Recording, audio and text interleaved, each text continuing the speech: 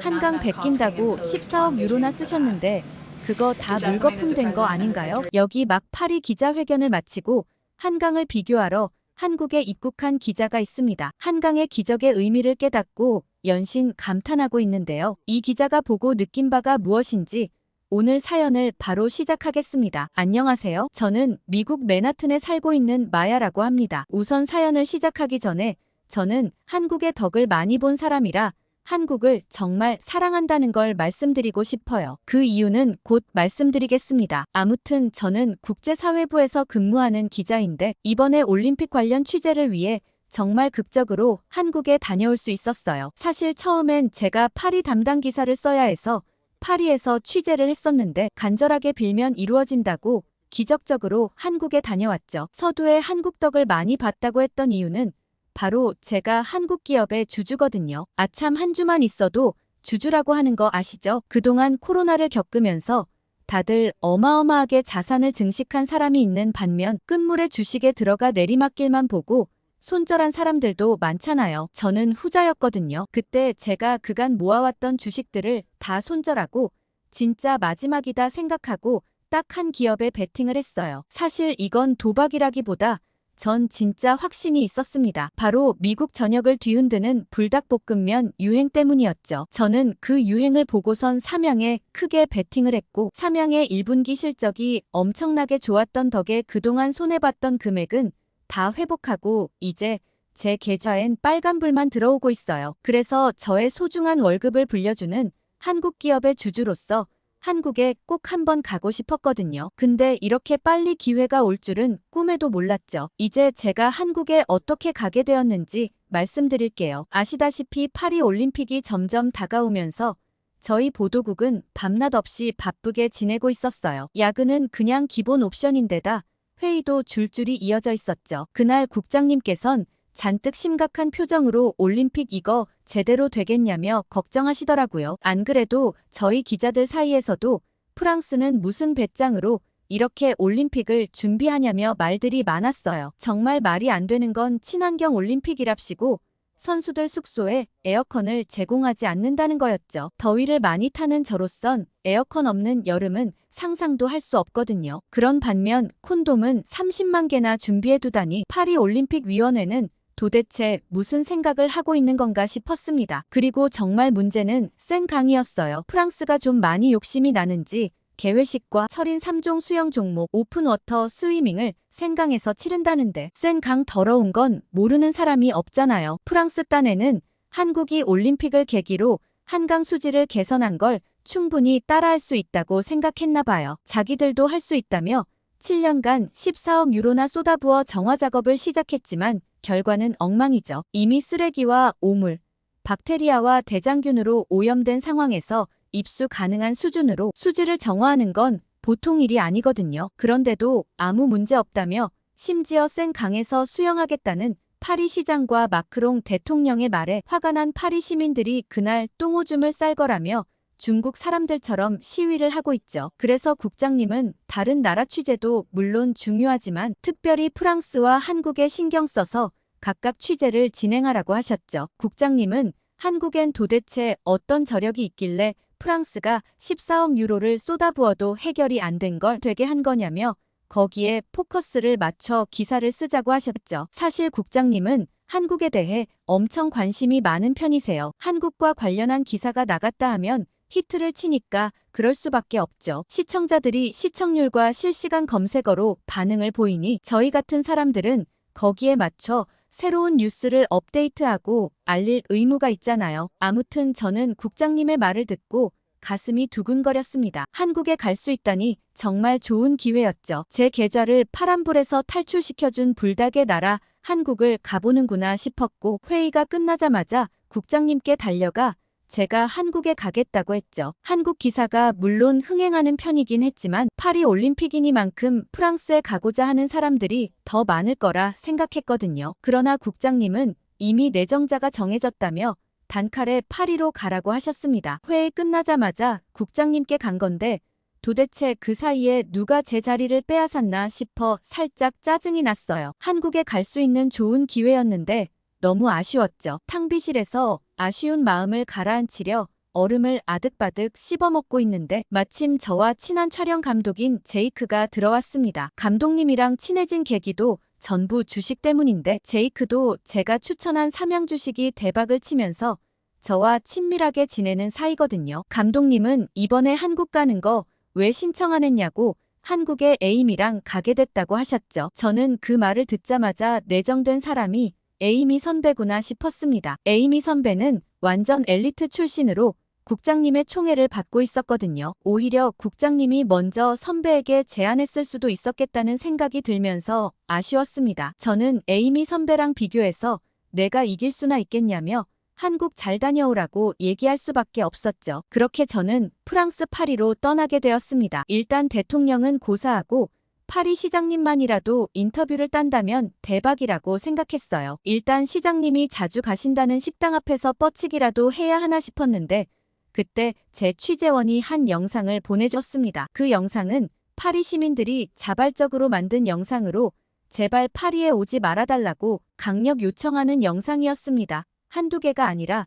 유명 유튜버부터 일반 시민들까지 엄청난 속도로 파리 올림픽에 반대하는 영상이 올라오기 시작했습니다. 저는 일단 이걸 먼저 취재해야겠다 싶어 파리에 살고 있는 유명 유튜버 실비아와 컨택을 시도했어요. 센강 근처에서 만나기로 했죠. 실비아와 만나기 전 저는 센강을 둘러보기로 했어요. 그렇게 많은 돈을 들였는데 설마 조금은 달라진 게 있지 않을까 하는 일말의 기대를 갖고 촬영을 시작했습니다. 그런데 전 깜짝 놀랄 수밖에 없었어요. 7년간 14억 유로라는 천문학적인 돈을 썼다는데 그 돈은 그냥 증발해버린 걸까 싶을 정도로 센 강은 여전히 냄새나고 더러웠습니다. 저 물에서 경기를 해야 하는 선수들은 도대체 무슨 죄일까 싶었어요. 사전 조사한 바에 따르면 4월달 검사 결과 이미 기준치를 초과하는 대장균과 장구균이 검출되었고 비가 오면 센 강의 오염도가 더 심해진다는 현지 언론의 보도도 있었습니다. 특히 올림픽이 개최되는 기간은 비가 내릴 가능성이 높은 계절이라 센 강 오염은 피할 수 없는 이슈라는 생각이 들더라고요. 아무리 봐도 여기서 경기를 하기엔 무리가 있어 보였습니다. 그러니 시장도 경찰청장과 23일 날 수영하겠다 해놓고는 막상 날짜가 다가오자 선거가 끝난 다음으로 미루는 모습을 보인 거겠죠. 이렇게 손바닥 뒤집듯 말을 바꾸는 정치인들은 최악이라는 생각이 들었습니다. 아무튼 센 강 촬영을 마무리할 때쯤 실비아와 약속 시간이 다 되어갔고 실비아는 오히려 이런 취재를 해줘서 정말 고맙다고 얘기했습니다. 그렇게 저는 센 강 근처를 따라 걸으며 파리 시민들이 이렇게까지 화난 이유에 대해 들을 수 있었습니다. 실비아는 파리가 전혀 올림픽을 개최할 준비가 안 되었다고 했어요. 파리 당국은 대학생 기숙사를 올림픽 관계자들에게 제공하려고 생각할 정도로 주먹구구식으로 운영하고 있다고 했죠. 게다가 올림픽 기간이면 아마 파리 주요 관광지에 소매치기가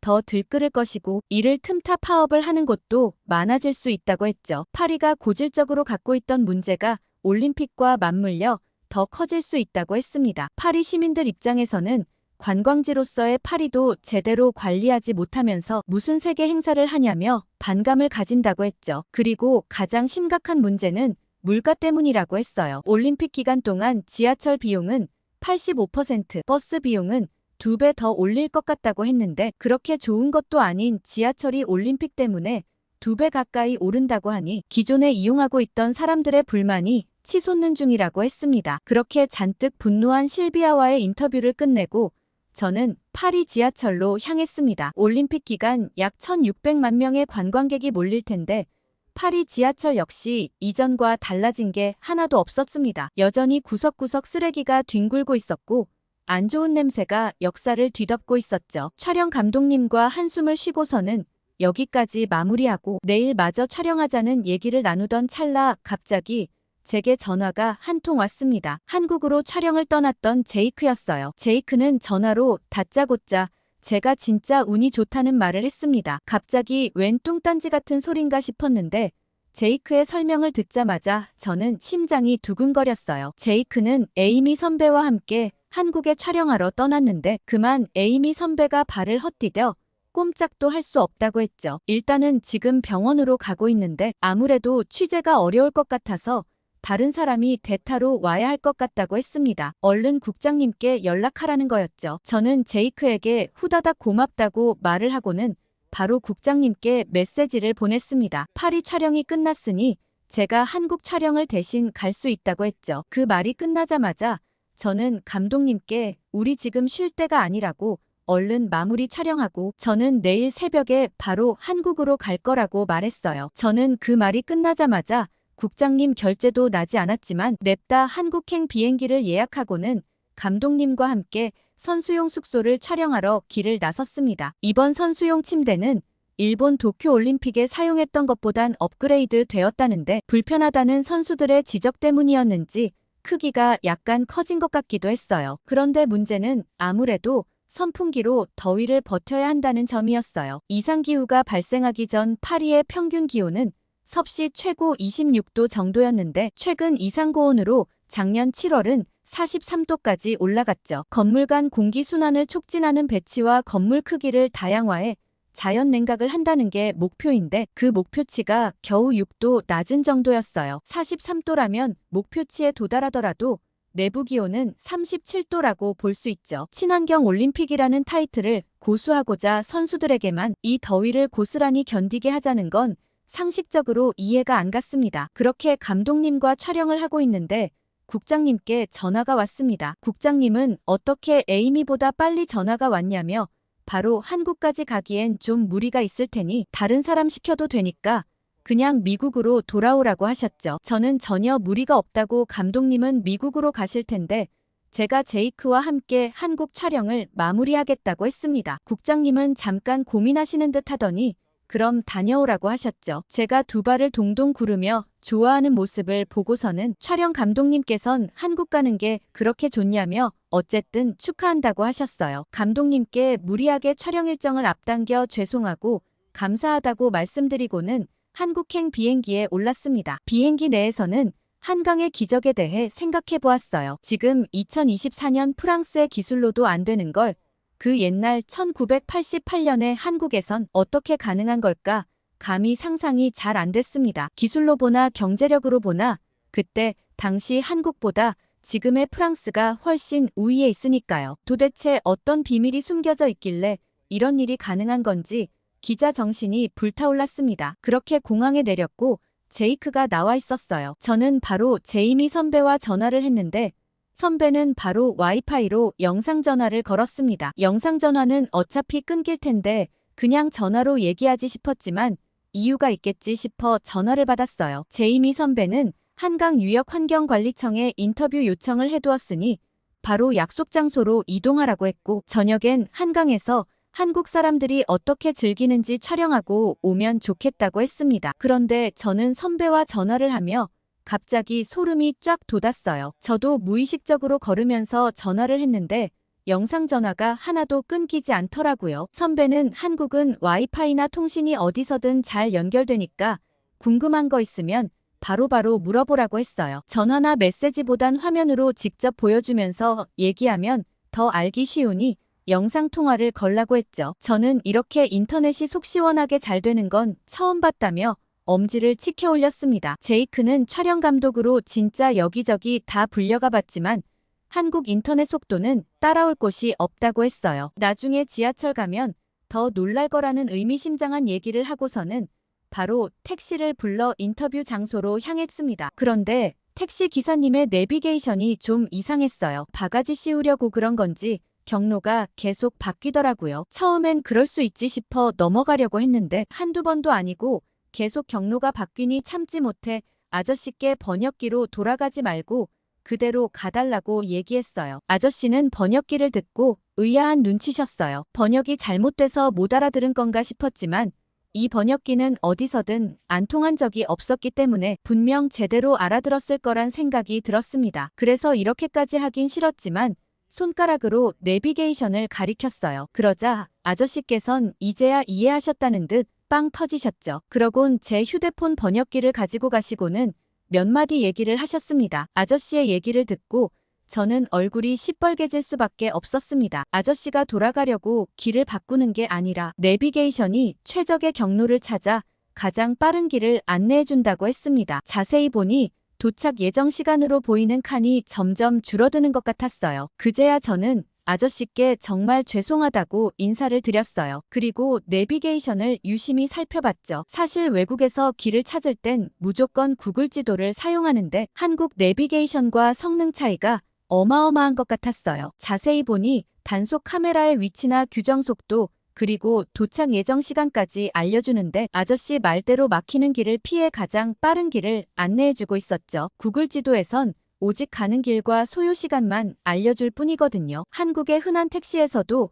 이런 첨단 기술을 활용하고 있다니 대단하다는 생각이 들었습니다. 그렇게 택시에서 인상 깊은 경험을 하고 난 후 저희는 약속 장소로 향했습니다. 그런데 저는 그제서야 깜빡 잊은 한 가지를 발견했죠. 통역해 주실 분을 구해오지 않았던 거였어요. 번역기로 하기에는 좀 한계가 있을 텐데 도대체 어떻게 해야 하나 다급하게 생각해 보았습니다. 급히 에이미 선배에게 전화를 걸어 큰일 났다고 혹시 통역 따로 안 구해 놓으셨냐고 물어봤어요. 그러자 에이미 선배는 뚱딴지 같은 소리를 했죠. 걱정할 게 없다고 그냥 가라고 하는 거예요. 선배는 그분이 영어를 잘하셔서 통역이 하나도 필요 없을 거라는 놀라운 얘기를 하셨어요. 저는 그래도 그렇지 통역이 없어도 되나 불안해하며 인터뷰 장소로 향했습니다. 그분은 제게 멀리서 오셨다며 반갑게 맞이해 주셨어요. 만나자마자 저는 영어를 할 줄 아냐고 물었고 그분은 잘하진 못한다고 아주 초보적인 수준이라고 대답하셨죠. 저는 속으로 망했다고 생각했습니다. 한강의 기적을 주제로 88 올림픽 때 한국이 어떻게 수지를 개선했는지에 대해 얘기하려면 꽤나 복잡한 단어를 써야 할지도 모르는데 스몰 토크 정도 하는 사람과 대화가 이어질지 걱정이었습니다. 그런데 저는 인터뷰를 진행하면서 그분께 좀 따지고 싶었어요. 분명 잘하지 못한다고 하셨는데 영어 실력이 매우 뛰어났기 때문이죠. 나중에 인터뷰 후에 이렇게 잘하시면서 왜 못한다고 하셨는지 물어보자 한국 사람들은 대부분 다 이 정도는 할 수 있기 때문에 잘하는 편이 아니라고 겸손하게 얘기하시더라고요. 저는 이 정도 실력이 보통이라는 한국 사람들의 영어 실력에 한 번, 이분의 겸손한 태도에 두 번 놀라고 말았어요. 아무튼 유창한 영어 실력 덕분에 인터뷰는 수월하게 진행되었습니다. 한강은 1960년 이전만 해도 매우 깨끗했다고 했어요. 하지만 급격한 근대화와 산업화가 시작되면서 한강의 수질은 심각하게 악화되었다고 해요. 아무래도 수백만 명이 모여 사는 도시였기 때문에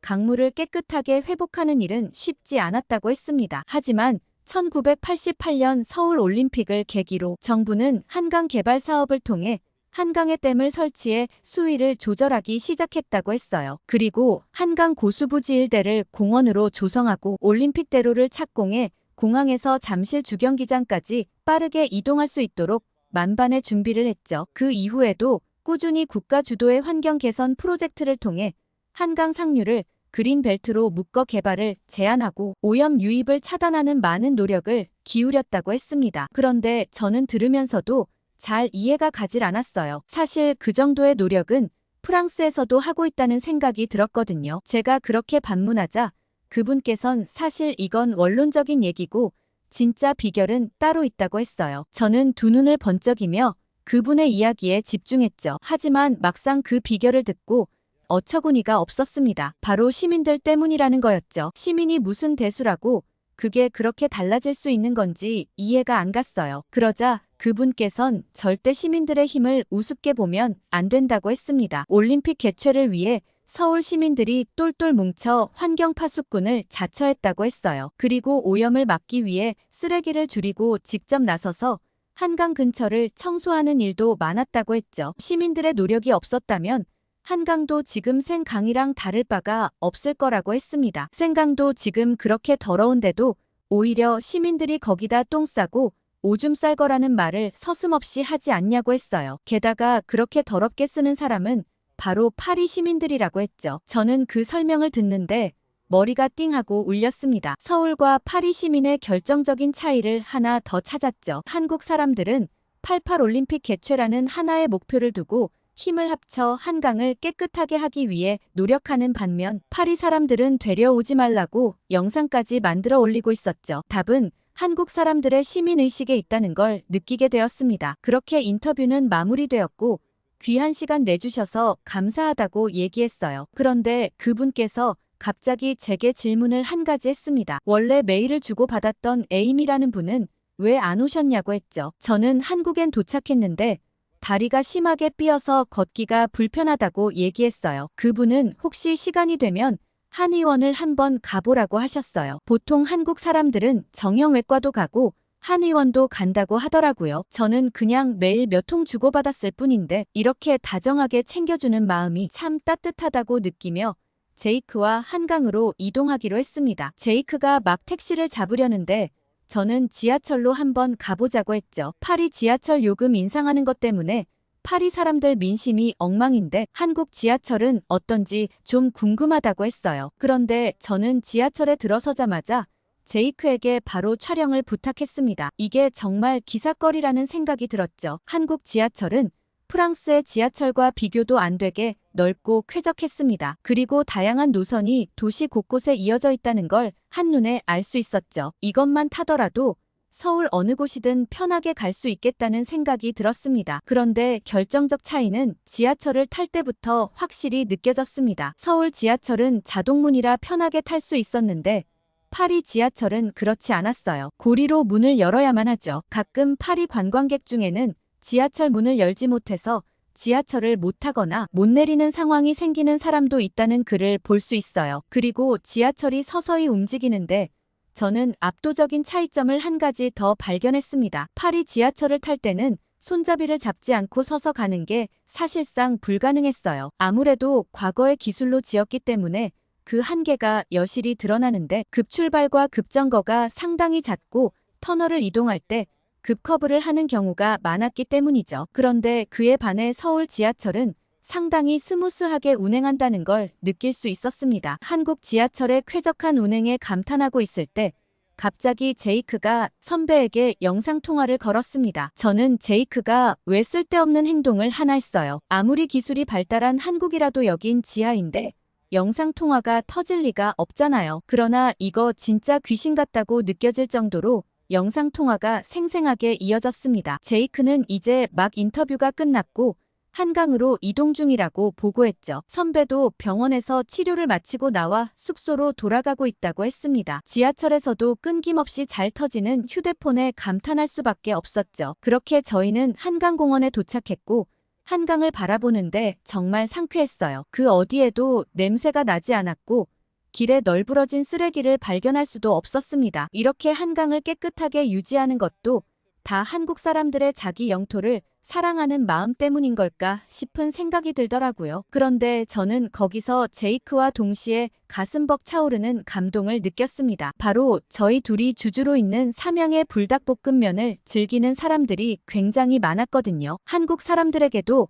꽤 인기 있는 라면이구나 싶었습니다. 그러고 도저히 주주로서 그냥 지나칠 수 없었어요. 저희는 사람들이 라면을 가지고 오는 곳으로 한번 가봤어요. 거기엔 라면을 끓여주는 기계가 있었는데 저희가 고른 라면을 기계에 올리기만 하면 되더라고요. 저희는 생각할 것도 없이 불닭볶음면이었고 뭘 고를까 고민하는 외국인들에게 되려 추천까지 해주고 왔습니다. 그렇게 제이크와 벤치에 앉아 각자 불닭을 먹으며 한강을 바라봤어요. 이렇게 평화롭고 여유로울 수 있다니 생강에선 절대 느낄 수 없는 경치였습니다. 사람들은 영화에서만 보는 파리를 떠올리며 이런 느낌을 바랄 텐데 정작 영화 같은 곳은 바로 서울의 한강이었죠. 늦은 시간까지 한강 근처에서 쉬고 즐기는 사람들을 보며 이렇게 한강을 아름답게 만들어주는 건 한강을 아끼고 사랑하며 곁에서 즐기는 시민들 덕분이라는 걸 더욱 확실히 느낄 수 있었습니다. 그렇게 저희도 마치 서울 시민들처럼